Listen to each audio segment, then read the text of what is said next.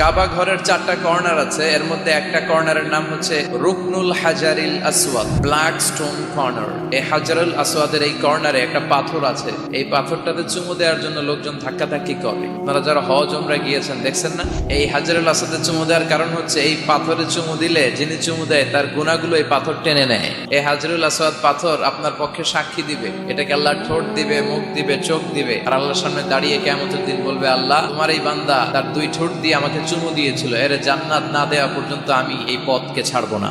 হাজরুল আসওয়াদের corner আর কাবা ঘরের দরজা এর মাঝখানে একটা জায়গা আছে, এই জায়গাটার নাম মুলতাজাম। এই জায়গাটাতে লেগে থেকে দোয়া চাওয়া, দোয়া করাটা সুন্নাহ। এই মুলতাজামে দাঁড়িয়ে হাত লাগিয়ে বুক লাগিয়ে দোয়া করলে এই দোয়া আল্লাহ ফিরিয়ে দেয়। এই দোয়াটা কবুল করে নেয় কে? সাহাবারা এটা করতেন। কিন্তু এই মুলতাজামে তো সহজে জায়গা পাওয়া যায় না, লক্ষ লক্ষ হাজী সাহেব মুআতামিরুন উমরাকারীরা ধাক্কাধাক্কি করে ওই জায়গায়। তো এক ইমাম সাহেব সে অনেক ধাক্কাধাক্কি করে যুদ্ধ করে মুলতাজামে হাত লাগানোর সুযোগ পেয়েছে।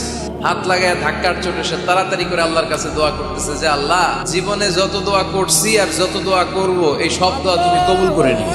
এই একটাই দোয়া।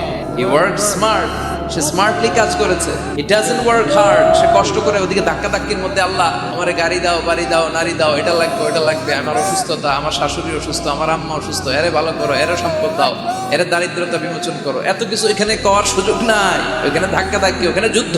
এবার ওইখানে এই দোয়া যদি কবুল হয়ে যায়, এবার বাড়িতে এসে দোয়া শুরু। সুবহানাল্লাহ পড়েন। এজন্য মুমিনরা they don't work hard, they work smart. তারা মেধাকে কাজে লাগায়, ঝুপ বসে কোপ মারে। যখন দোয়া করলে কবুল হয় তখন দোয়া করার দরকার আছে না নাই?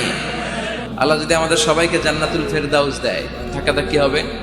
মা বাইনাল মিসরাআইন মিন মাসারি'আল জান্নাহ মা বাইনা মাক্কা ওয়া হাজার। সৌদির মক্কা শহর থেকে বাহরাইনের হাজার শহর যত লম্বা, জান্নাতের এক একটা দরজা ঠিক তত লম্বা। সেই হিসাবে কয়েকশো কোটি মানুষ আমরা